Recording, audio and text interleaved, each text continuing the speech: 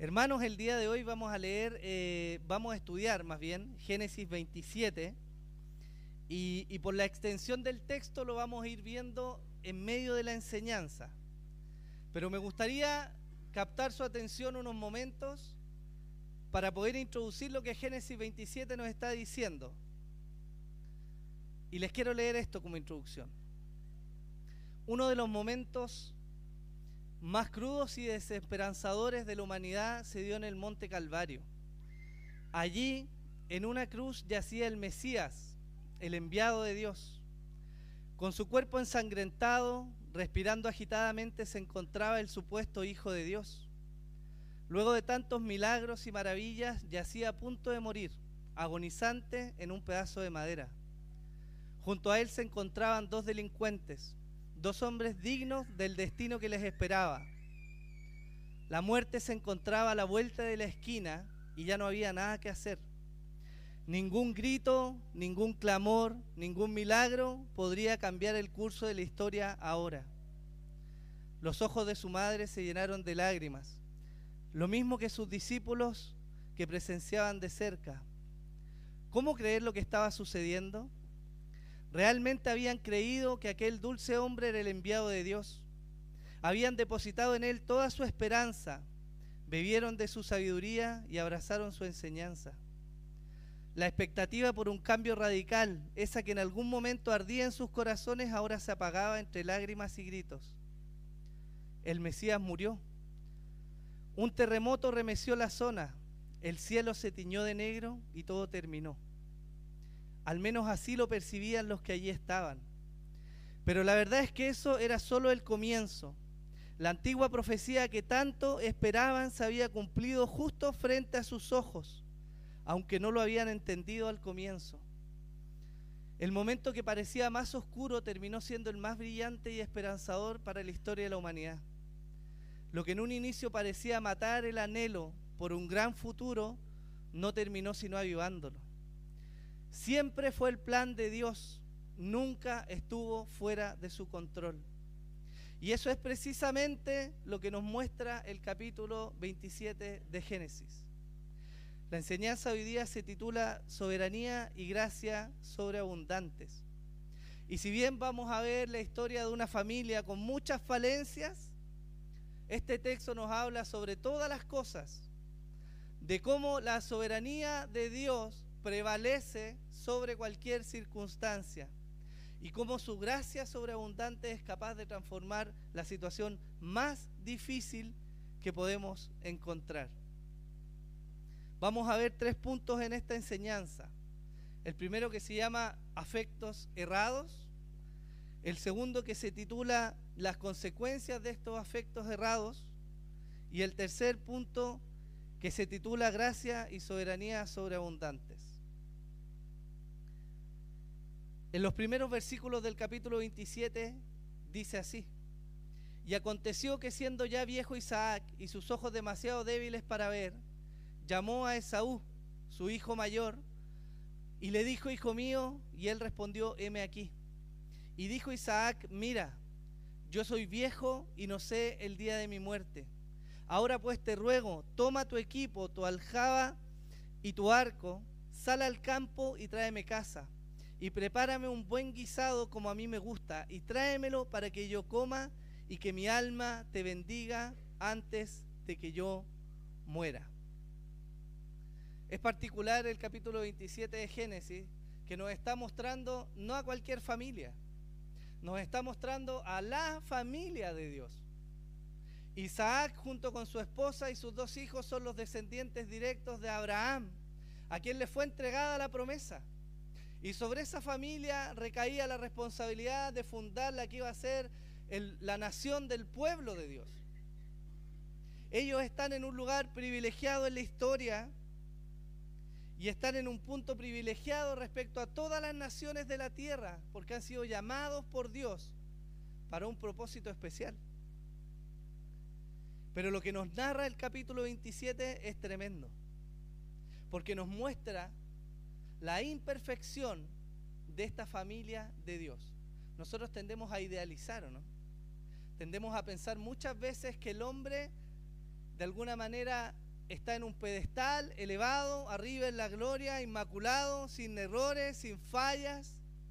Pero la verdad es que la realidad nos muestra, hermanos míos, que todos los hombres y mujeres, por muy fervientes que sean, van a tener fallas en su vida. Y este ejemplo no es diferente. Lo primero que vemos en el texto es el afecto errado que tenía Isaac. Isaac, heredero de la promesa, tuvo 2 hijos, Esaú y Jacob. Anteriormente se nos había relatado que en el momento de su nacimiento, incluso antes de su nacimiento, los bebés venían luchando. Y sobre eso Dios había hecho una declaración. Dios había dicho que el mayor iba a servir al menor. Lo que se contraponía a las tradiciones de la época, donde el primogénito era el que efectivamente iba a ejercer dominio y iba a ser el mayor. Y es tremendo ver en este relato que en los últimos momentos de su vida Isaac llama a su hijo, al mayor, para darle su bendición. Y es importante conocer el contexto de quién era Esaú, porque en el capítulo 27 vemos efectivamente cómo Esaú fue afectado por las consecuencias de lo que su familia hizo, pero la verdad es que Esaú no era una santa paloma. Y aunque eso no justifica lo que ocurrió, nos habla de cómo era ese hombre. En Génesis 25, del 34 al 35 dice: y cuando Esaú era de 40 años, tomó por mujer a Judith, hija de Beri Eteo, y a Besamat, hija de Elón Eteo. Y fueron amargura de espíritu para Isaac y para Rebeca. Y esto es importante, hermanos, porque nos está diciendo el texto ya que la forma de vivir de Esaú, su determinación de casarse con mujeres, las cuales Dios le había dicho expresamente que no lo hicieran, provocaba amargura en sus padres. Y me llama la atención porque a pesar de la amargura que provocaba en ellos, Isaac decidió y se había determinado en entregarle su bendición al primogénito, al que le traía amargura en su espíritu y al que Dios le había dicho que no iba a ser el mayor. Pero él quería insistir en eso. ¿De qué nos está hablando esto? Nos está hablando de las motivaciones y de los afectos errados. El mismo capítulo 25 de Génesis, en los versículos 27 al 28, nos dice así: y crecieron los niños, y Esaú fue diestro en la casa, hombre de campo. Pero Jacob era varón quieto que habitaba en tiendas. Aquí tenemos la primera distinción, porque en el hebreo original, cuando se nos está dando este tipo de relato y hay una contraposición, es una comparación negativa que se llama. Está exaltando por un lado cómo Isaac veía a este hijo, las virtudes que tenía, porque era un hombre de campo, esforzado, que salía. Pero Jacob era quieto. Él se quedaba en la casa. No le gustaba mancharse los pies, no quería sentir el rigor del sol. Él prefería estar en la casa. Como dirían algunos, ¿cierto? Hijito de mamá. Y fíjese que el texto nos dice: y amó Isaac a Esaú. ¿Por qué? Porque comía de su casa. Porque le convenía, le favorecía la labor que su hijo hacía. Mas Rebeca amaba a Jacob.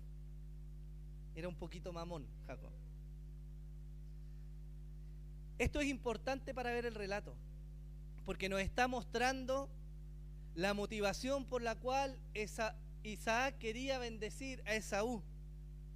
Él quería entregarle su bendición, a pesar de la amargura que le traía, porque él sacaba provecho de su hijo.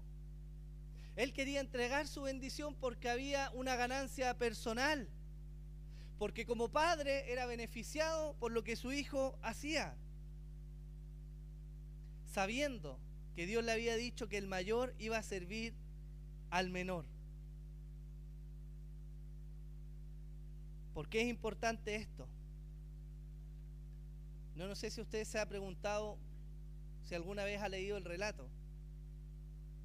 Pero el relato nos muestra que en este punto Isaac, y en medio de todo lo que se desenvuelve, después de todo el engaño que hay, lo vamos a ir viendo, Isaac parecía tener solo una bendición.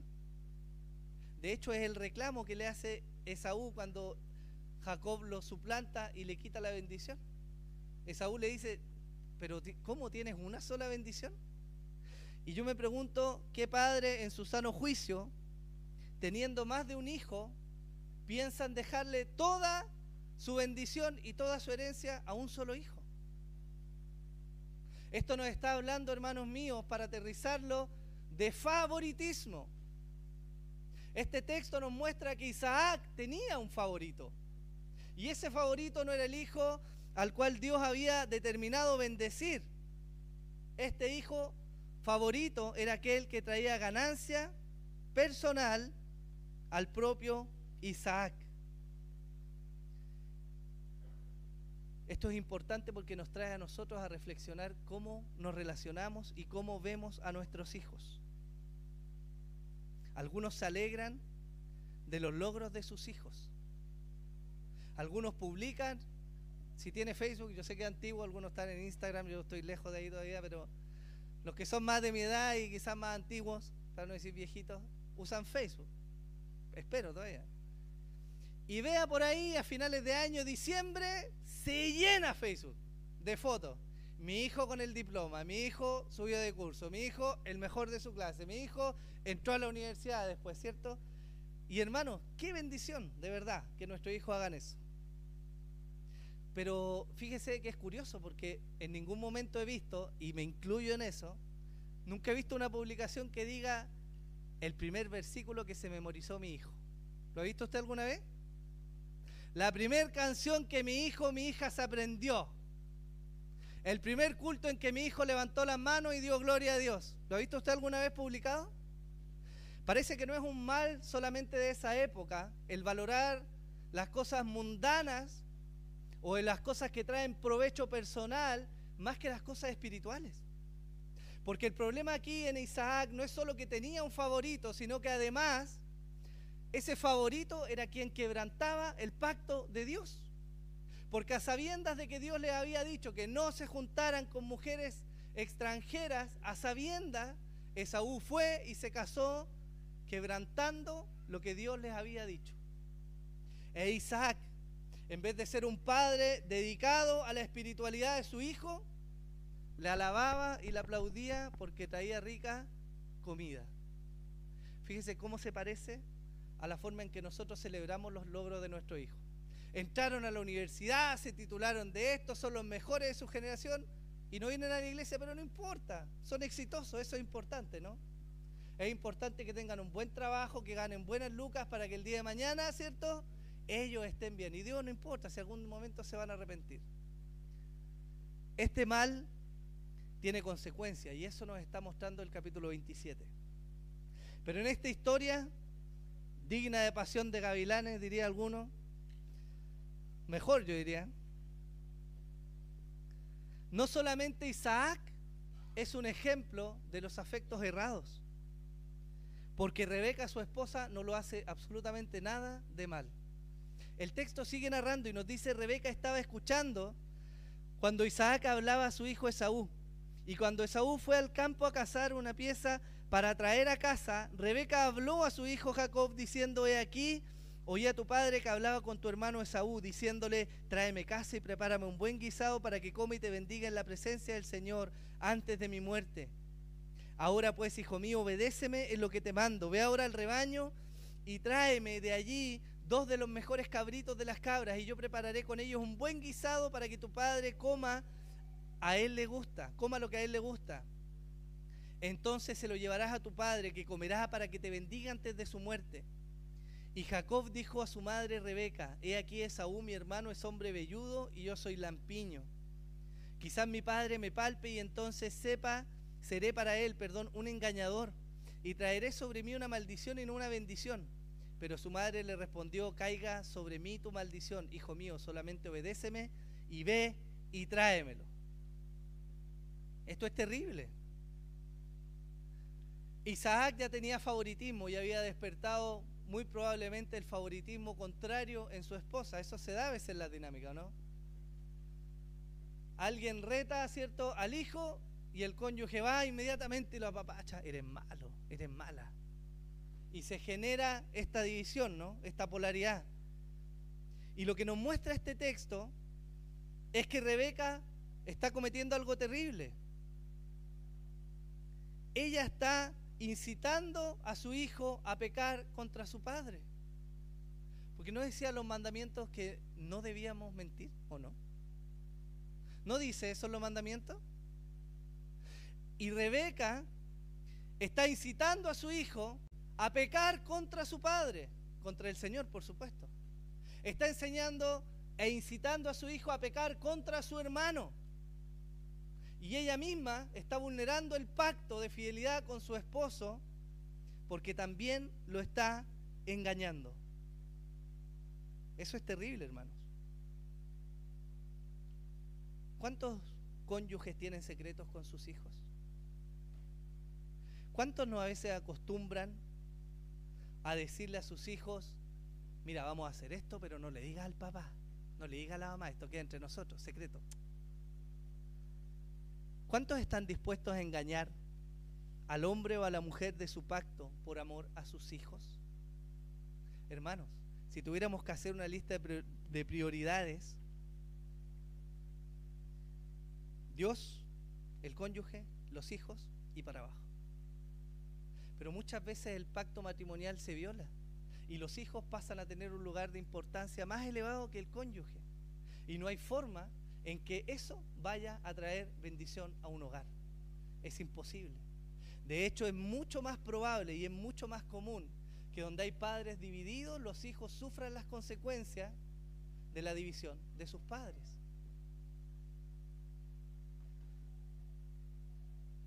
Proverbios 6 dice así: 6 cosas hay que odia el Señor y 7 son abominación para Él: ojos soberbios, lengua mentirosa, manos que derraman sangre inocente, un corazón que maquina planes perversos, pies que corren rápidamente hacia el mal, un testigo falso que dice mentiras.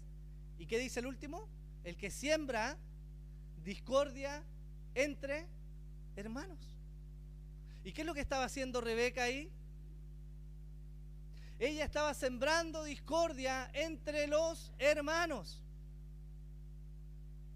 Ella estaba vulnerando la relación familiar en pos de su provecho. ¿Por qué?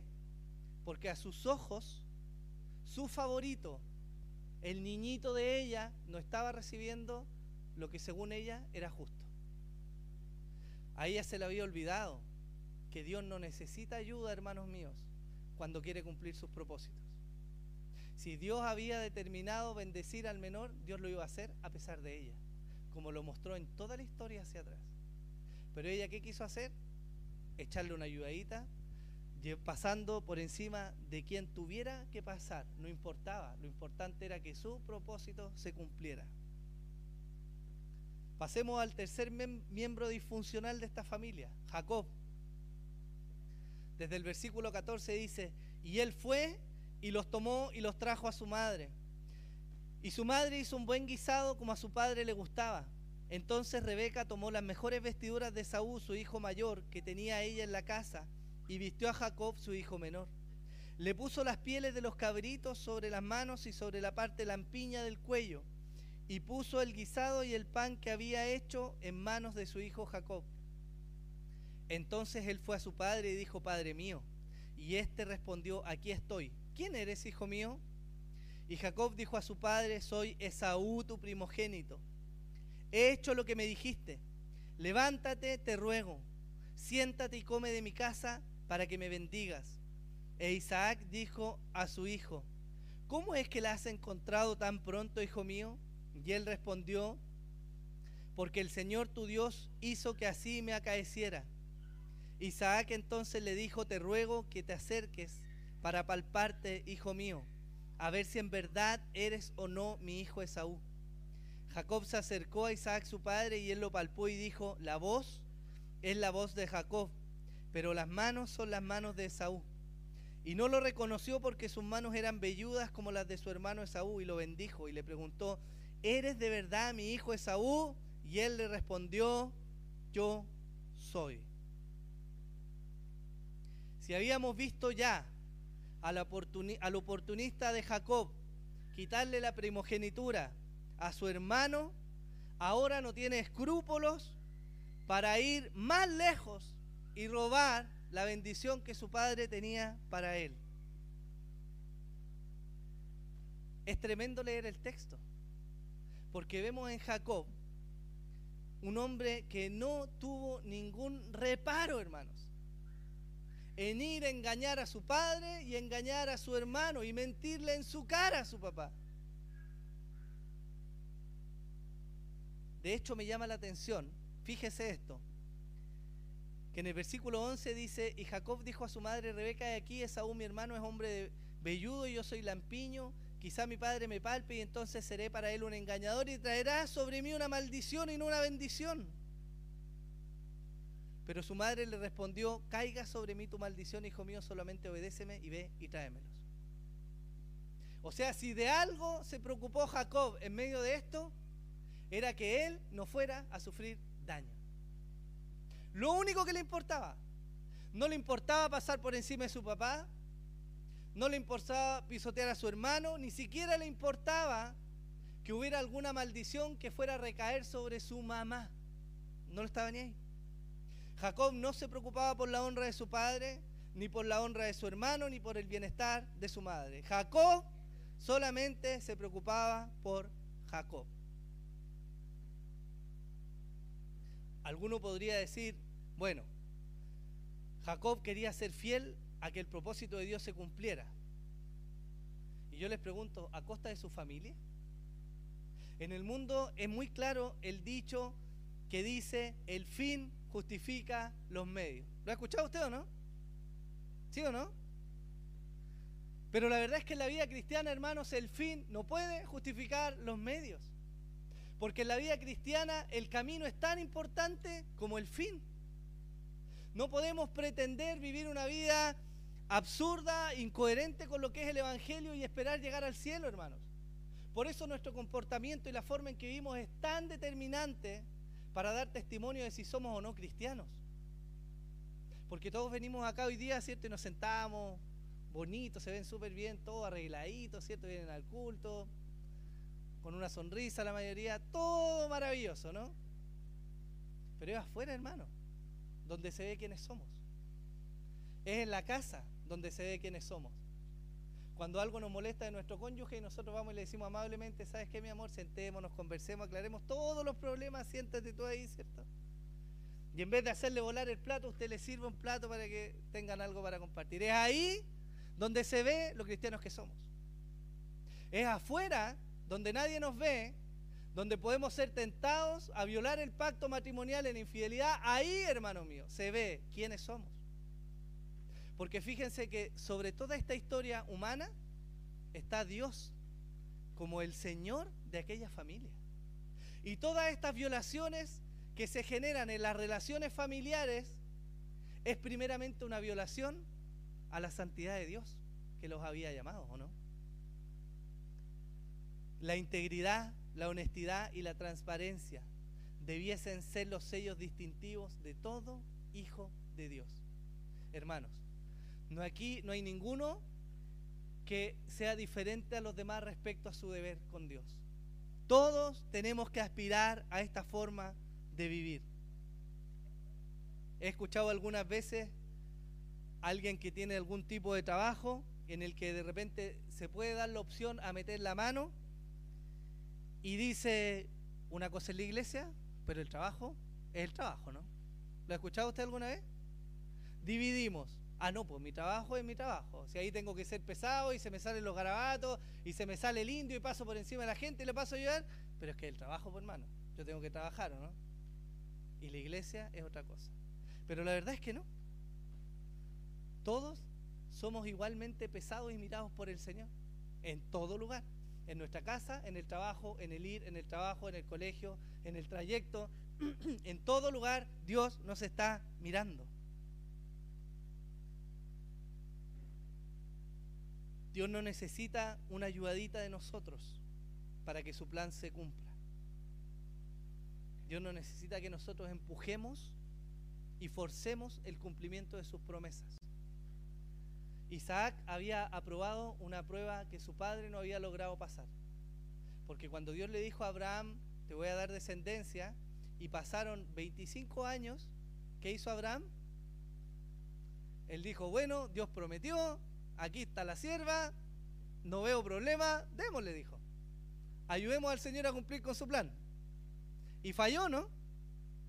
Y luego a Isaac se le dijo algo similar, en un contexto muy parecido, pero Isaac logró permanecer y esperar el cumplimiento de la promesa. Por eso no tenemos más texto ahí entre medio, ¿no? Sin embargo, no consideró lo que Dios le había dicho en cuanto a sus hijos y fue insensato en la forma de manejar la paternidad.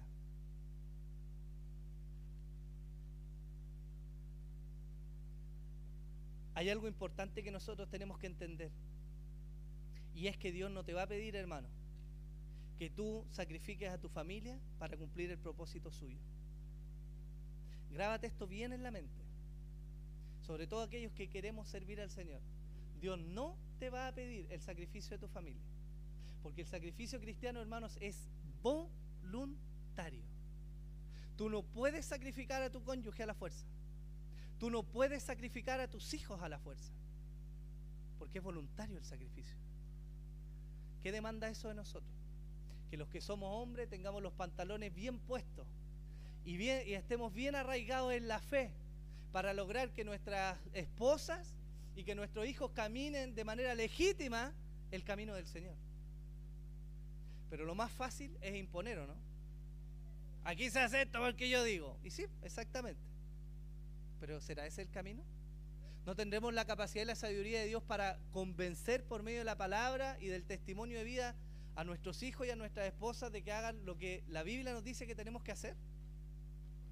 Porque hay un camino más fácil, ¿o no?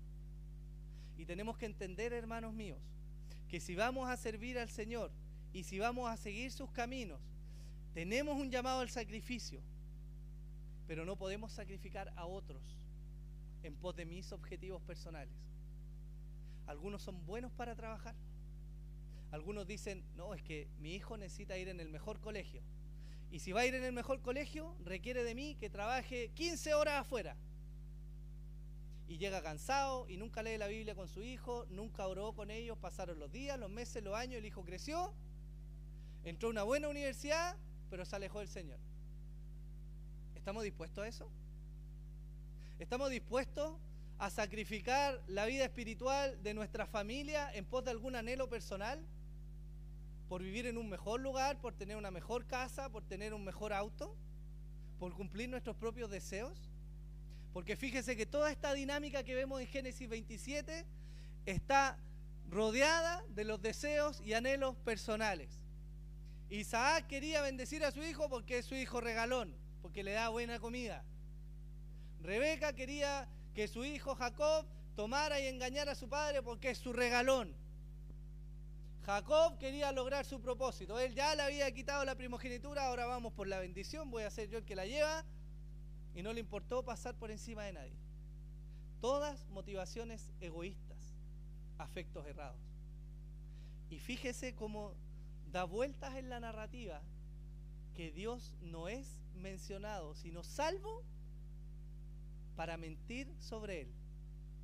Cuando Isaac le dice, oye, pero tan rápido encontraste, ¿eres buen cazador? ¿No sabía? No, si Dios me abrió la puerta y ahí está. Ahí está lo que Dios me dijo. Por eso llegué rápido. No usamos nosotros a veces el nombre del Señor en vano, ¿no? ¿Cierto? Se presenta una oportunidad, echémosle para adelante, no medimos consecuencias, total, Dios abrió puertas. Y estamos sacrificando con eso la familia. Fíjense en esto. La vida de Jacob, hermanos, la vida de Jacob no es representada en la Biblia como una vida ejemplar, digna de imitar, sino más bien como un testimonio de lo que la gracia de Dios es capaz de hacer. Jacob no es presentado para que nosotros, quizás usted lo ha escuchado en alguna predicación rara por ahí, sé como Jacob, levántate y lucha con el ángel, roba tu bendición. Pero la verdad es que Jacob no es un ejemplo. Es todo lo contrario, un buen ejemplo. Es un hombre corrupto, es un hombre egoísta, es un hombre que no le importa echarse al bolsillo a su mamá, a su papá, a su hermano, con tal de él salir bendecido. Ese es Jacob. Y la Biblia nos muestra las consecuencias de eso. Está Esaú. Versículo 41. Esaú pues guardó rencor a Jacob a causa de la bendición con que su padre lo había bendecido. Y Esaú se dijo: los días del luto por mi padre están cerca. Entonces mataré a mi hermano Jacob. El relato de Moisés nos muestra que la noticia devastó a Esaú. Cómo su propio hermano la había sustituido y había arrebatado ahora su bendición.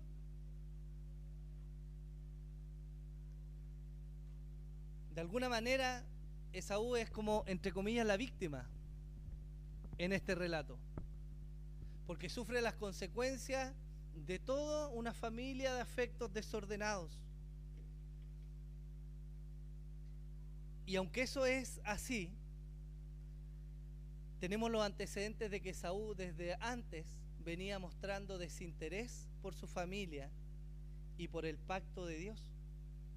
Y esto nos muestra que esta familia, la familia de Dios, de la cual iba a nacer la nación de Israel, aquellos que tenían a Dios de su lado, eran terriblemente mal ejemplo.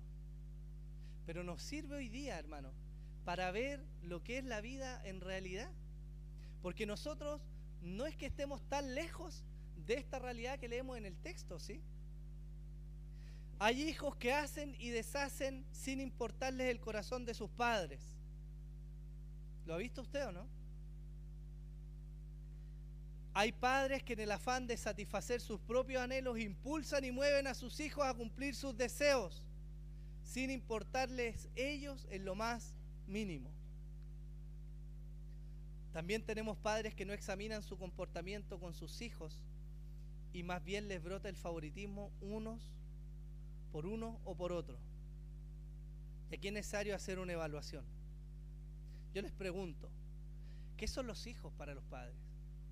¿Son los hijos una fuente de autosatisfacción? ¿Esos son nuestros hijos? ¿O acaso por el hecho de poner un techo sobre ellos, de darles comida y abrigo, son nuestro propio objeto, esclavos de nuestra voluntad? ¿Esos son nuestros hijos? Aquí yo pongo la comida en la mesa, así que se hace lo que yo digo. ¿Lo ha escuchado usted o no? Muy a la antigua. ¿Están así? Porque lo que yo veo en la Escritura es que los hijos están bajo mi cuidado, pero mis hijos no son míos, sino de Dios. Por lo tanto, yo he de darle cuentas a Dios por mis hijos. Y Él me manda a ser un buen administrador. Los padres acá presentes hoy día son para sus hijos un lugar de refugio, un lugar seguro, un camino a Jesucristo. Esa es una buena pregunta para que nosotros reflexionemos hoy día. Los padres debemos comprender primero que los hijos son un regalo de Dios para su gloria. Para su gloria, no para nuestra satisfacción. Amén. Y para los hijos, ellos deben comprender que los padres no son un cajero automático. Queridos niños, adolescentes, jóvenes, los papás tampoco son la fuente de la herencia que les va a arreglar el panorama. No están para eso los papás. Los padres son los cuidadores que Dios les ha dado. Son su autoridad en la tierra mientras crecen.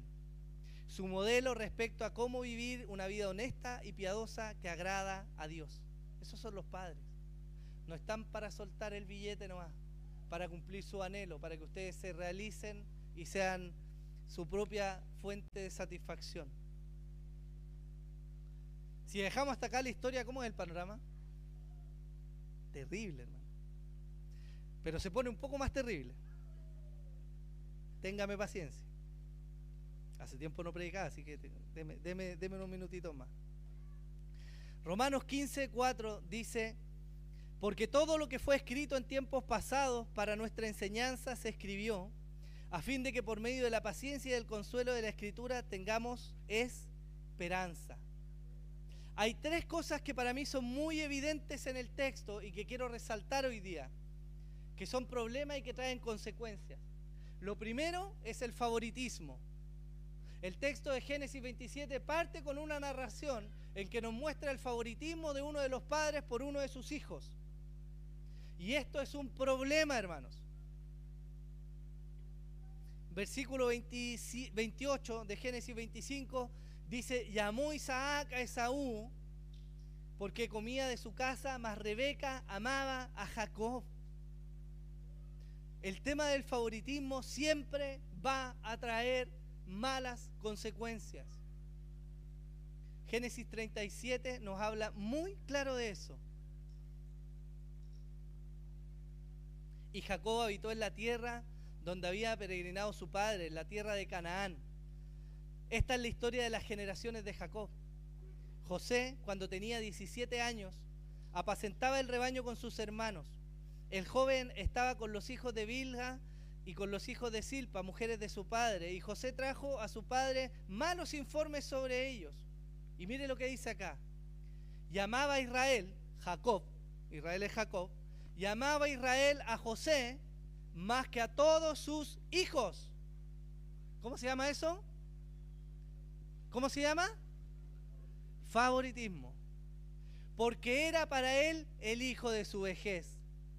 Es que es el conchito. Es el conchito, si no es que lo ame más, es el conchito nomás. Y le hizo una túnica de muchos colores. Y vieron sus hermanos que su padre lo amaba más que a todos sus hermanos, y por eso lo odiaban y no podían hablarle amistosamente. Si hay algo que es terrible para las familias, es que el favoritismo va a provocar la ira y los celos de los hermanos contra el que es favorito. Y eso es terrible. La historia de José la conocemos. Finalmente Dios se glorificó, pero lo que tuvo que pasar fue terrible, hermanos. Imagínense un joven a esa edad ser maltratado por su hermano, ser vendido, tener que estar trabajando como esclavo, ser encarcelado sin certeza de lo que iba a acontecer con su vida. Y para su padre, lo que provocaba el haber perdido de un momento a otro su hijo. Pero esto no se gestó sino por el favoritismo, por no saber entregar este amor que Dios le ha dado. Yo me hacía esta pregunta. Me pasó cuando fueron naciendo los niños, que yo le decía a la Nati: amo tanto a la Abby que no sé si voy a amar al Benja, le decía. ¿Cómo voy a poder amar al Benja? Le decía, si amo tanto a la Abby. Y nació el Benja y me di cuenta que el amor no se repartió, el amor se multiplicó. Y eso es algo maravilloso, porque Dios no es mezquino en el amor que nos da para con nuestros hijos. Dios no te dice: toma, ahí tienes 10 de amor, repártelo bien. Y si tienes 3 hijos, todos saben que la división ya no es pareja. Pero Dios es capaz de multiplicar el amor. Por lo tanto, es responsabilidad de los padres amar a cada uno de sus hijos por igual. Y son diferentes los hijos, diferentes caracteres, diferentes intereses, diferentes formas de hacer. Pero el amor que Dios nos ha dado alcanza para cada uno de ellos a su forma, ¿o no? Por lo tanto, es tarea de los padres conocer a sus hijos y amarlos como tienen que ser amados. Yo no creo que Dios nos limite de amor. Creo que si Dios nos ha dado más de un hijo, entonces no hay que repartirlo, como le decía, entre todos. Creo que Dios multiplica el amor para cada hijo que Él nos ha entregado. Tenemos otra historia en la Biblia que nos habla de las consecuencias del favoritismo. Segunda de Samuel, entre los capítulos 13 y 18. Y esta es la historia del hijo de David, que se llamaba Absalón. ¿Conocen esa historia? Uno de los otros hijos de David había abusado de su hermana Tamar, que era hermana de Absalón. Y Absalón buscó a David para que él hiciera justicia y ordenara su casa. Porque si había alguien que tenía que llamar a terreno a su hermano, no era Absalón, era el padre, David. Pero David pecó de perezoso. Y él no quiso traer orden y armonía entre sus hijos. Y la consecuencia de esto fue terrible. Absalón se amargó sobremanera. Tanto se amargó su corazón al ver a su hermana sufrir y a su padre que no era capaz de poner orden, que se levantó contra su padre y se rebeló y generó una rebelión contra él y finalmente terminó muriendo. Y lo terrible de esta situación es que se pudo haber evitado si David hubiera cumplido su rol de padre y hubiera traído armonía y justicia entre sus hijos. Pero él prefirió hacer la vista gorda. Hermanos, si tenemos más de un hijo, nosotros somos los responsables de traer armonía y hermandad entre nuestros hijos. Me rompe el corazón cuando mis hijos pelean entre ellos y hay que llamarlos a terreno para que entiendan que deben amarse y cuidarse. Pero si nosotros somos pasivos en ejercitar esta disciplina y este llamado a nuestros hijos, van a crecer y se van a disgregar. Y el Señor no es honrado en eso, hermano. Lo terrible de esta situación con Absalón es que llegó un punto en el que ya no había nada que hacer. El cáncer de la enemistad entre los hermanos se pagó con muerte y sufrimiento. Hubo violencia, hubo rebelión y hubo muerte. Y cuando David clamó: hijo mío Absalón, hijo mío Absalón, ¿quién me diera de haber muerto yo en tu lugar? Pero en ese punto de la historia ya no había nada más que hacer. El relato estaba cerrado, su hijo estaba muerto y ya no había vuelta atrás. Si tenemos el privilegio de ser padres, tenemos que tener sabiduría, sobre todo cuando hablamos de favoritismos. ¿Amén? Tenemos otro problema que nos muestra el texto, y es el problema del menosprecio al cónyuge. Porque fíjense que en toda la dinámica, el amor exacerbado de Rebeca por su hijo Jacob lo llevó a vulnerar a su cónyuge, a quien le debía fidelidad. Hermanos míos, si hay alguien a quien nosotros le debemos fidelidad en el matrimonio, es a nuestro cónyuge, ¿o no? ¿O nos debemos primero en fidelidad a nuestros hijos? Es común ver familias donde los hijos saben dónde meter el dedo, dónde picañar. La mamá dijo que tú me dieras permiso. ¿No ha escuchado usted o no? No, es que el papá me miró feo y me trató mal, ¿cierto? Y la mamá, sin mediar razón, sin escuchar nada, va y le dice: oye, no le hables al niño así, delante de todos. Pésimo ejemplo de crianza. Pésimo ejemplo. Porque donde están los padres divididos, los hijos no van a prosperar bien. Hermano, y esto es sumamente importante. Nuestros hijos son más inteligentes de lo que nosotros pensamos. Ellos son más astutos y son capaces de ver, de entender, de mirar, y están siempre atentos a lo que puede pasar. Yo les pregunto a las esposas que están hoy día acá: ¿cómo afrontan, cómo confrontan los pecados o las malas decisiones de su esposo? ¿Cómo lo hacen ustedes? Cuando sus hijos vienen y les dicen: pasó esto, pero no le diga al papá, ¿qué hace usted? ¿Ah? ¿Qué hacen las mujeres? Se ponen la capa de superhéroe, ¿cierto? Supergirl. Yo voy a estar contigo, hijo, yo voy a ser tu confidente, no le vamos a contar al papá. Mal. Eso no se hace. Nosotros los padres debemos ser los primeros en mostrarle a nuestros hijos que el valor del matrimonio no se encuentra en la libertad sexual del mismo, sino en la maravillosa forma de vivir juntos para la gloria y la honra de Dios. Hermanos, el matrimonio no es un medio para tener relaciones sexuales con libertad y sin sentirse culpable. El matrimonio es para modelar a nuestros hijos en la fidelidad que implica, en el caminar juntos y en los beneficios que eso da, como una muestra de la relación de Dios con nosotros. ¿O estoy muy perdido? ¿No es cierto? Rebeca violó el mandamiento: honra a tu padre y a tu madre para que tus días sean prolongados en la tierra que el Señor tu Dios te da. Y eso, por supuesto, trajo consecuencias. Pero también hay otro problema, y este quería resaltarlo: el problema de menospreciar a tu hermano. Si hubo algo que se violentó en esta relación, en este relato, fue la relación entre Jacob y Esaú. Esa relación se vio violentada por la avaricia de Jacob y por la insensatez de sus padres, de Isaac y de Rebeca. Y me llama la atención porque recordaba un texto mucho más antiguo, que es cuando Caín mata a Abel. ¿Se acuerda usted? Y viene Dios y le dice: ¿dónde está tu hermano? Y Caín le responde: no sé. ¿Soy yo acaso el guardián de mi hermano? Y esta pregunta es respondida de manera indirecta y totalmente fría por Jacob. Él sabe dónde está su hermano, pero la verdad es que no le interesa su hermano. A él no le interesa su hermano. Es egoísta.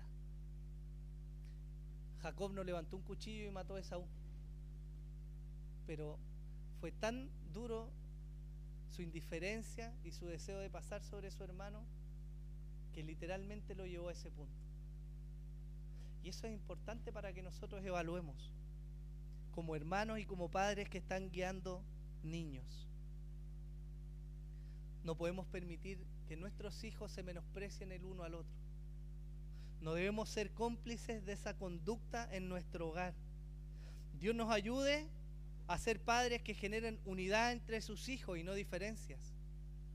Dios les ayude a ustedes, los que son abuelos, tíos, amigos de la familia, a generar unidad entre los hermanos y no diferencias, hermanos. Porque es terrible cuando se levanta amargura y celo en el corazón de un hijo porque ve un trato preferente para con su hermano o hermana. Es terrible. Y uno podría pararse acá y fácilmente decir: bueno, pero hay que tratar el corazón del niño para que él entienda. Y por supuesto que hay que hacer eso. Pero nosotros, los que estamos en derredor, debemos ser gestores de unidad, no de marcar diferencia entre nuestros hijos. Por lo tanto, todos los que estamos involucrados en una familia tenemos la responsabilidad de colaborar con esto. Y si no vamos a colaborar, entonces no entorpezcamos la armonía de los hijos ajenos de nuestros hijos. ¿Amén? Aquí la historia cambia y ya vamos terminando. Porque a pesar de lo crudo del relato y de lo terrible y de las consecuencias, la historia no termina acá. La gracia y la soberanía de Dios se logran imponer a una familia tan rota y tan destruida como esta. Si hasta acá el relato era frío y nada alentador, tenemos que entonces ampliar la mirada, ver de una manera más panorámica lo que está ocurriendo y salir un poco del capítulo 27. Porque si nos quedamos ahí nos vamos a dar cuenta que ni Isaac, ni Rebeca, ni Jacob, ni Esaú están o dan la talla. Hermanos, todos fallaron, ¿o no? ¿O hay alguno que lo haya hecho bien? Hermanos, todos fallaron en su rol. Pero lo maravilloso de esto es que la historia en realidad no se trata de ellos, sino del gran Dios que está sobre ellos. La soberanía de Dios se impone, porque a pesar de la pecaminosidad de esta familia, a pesar de querer empujar el plan por sus propias fuerzas, lo que Dios había dicho terminó prevaleciendo. ¿No había dicho Dios que el mayor iba a servir al menor? ¿Lo dijo Dios o no? ¿Y terminó ocurriendo? Por supuesto que sí.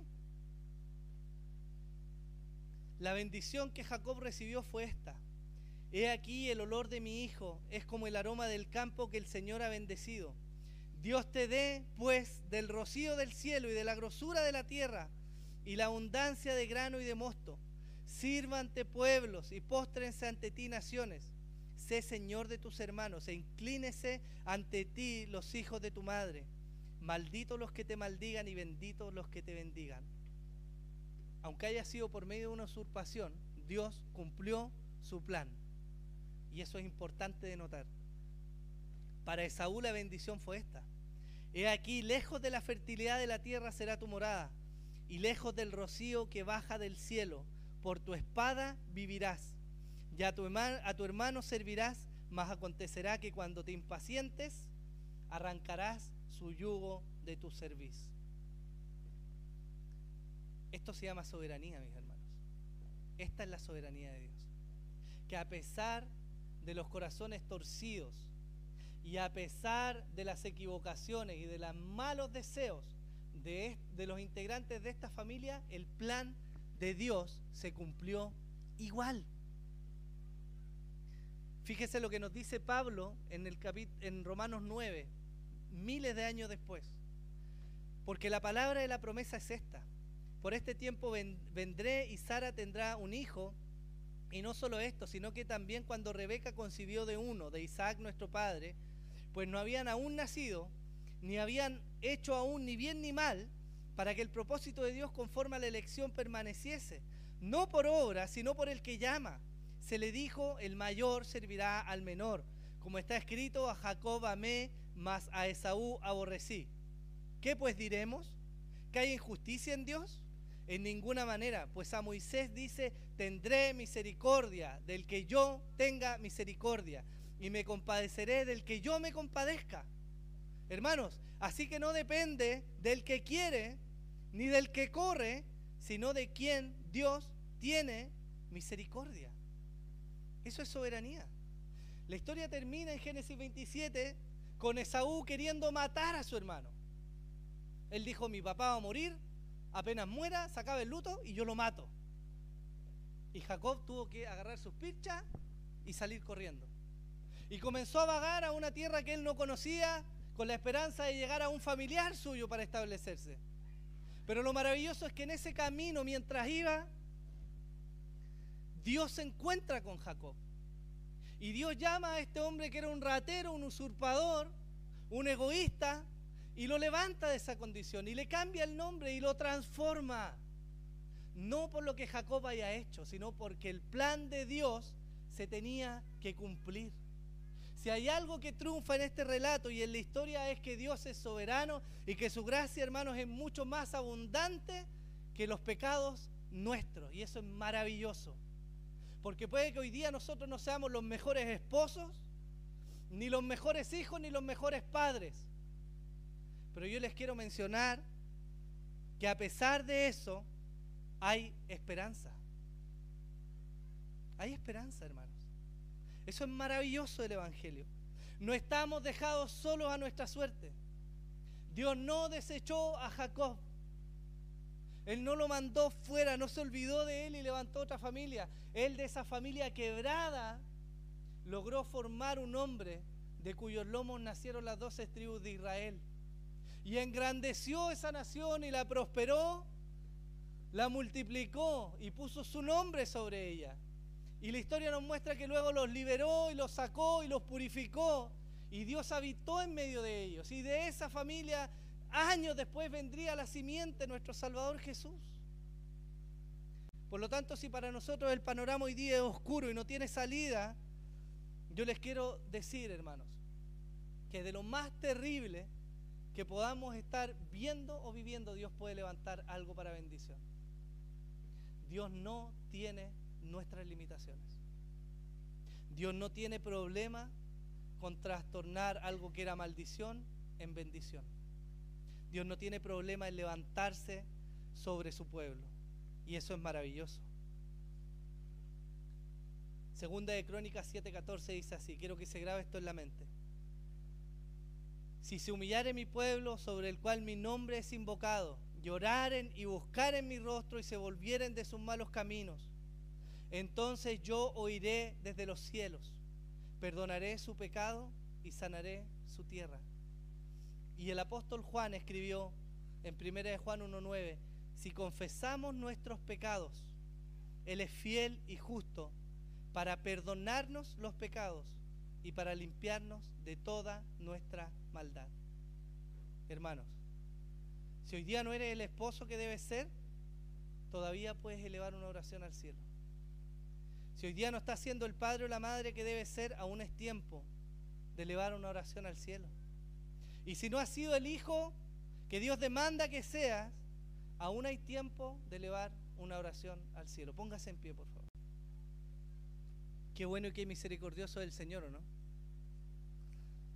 A mí me pasa a veces que converso con mi esposa y le digo, ¿qué va a hacer de nuestro hijo? Es difícil a veces la crianza. Y me doy cuenta que a veces conversamos y han pasado días en que no hemos orado como tenemos que orar por ellos. Que no hemos abordado todos los pecados que están atacando sus vidas. Que no hemos sido lo suficientemente diligentes como Dios demanda en atender su vida espiritual. Y temo. Y digo, Señor, libra a mis hijos. Libra a mis hijos. Pero ¿saben qué es tremendo y qué esperanza nos da este texto, hermanos? Es que Dios es capaz de hacer a pesar de nosotros. Dios es capaz de llamar a pesar de nosotros. Yo no vengo de una familia cristiana. Y a pesar de lo mal que lo hicieron mis padres, tampoco soy perfecto, por supuesto. Ayúdame, Señor. Pero a pesar de lo mal que lo hicieron mis padres, estoy acá por la gracia de Dios. Y quizás muchos de ustedes no son fruto del trabajo de sus padres, pero sí de la gracia de Dios. Y yo quiero que cuando pongamos a nuestros hijos en oración, lloremos por ellos, entendamos que Dios está por nosotros. Y hay esperanza. Amén.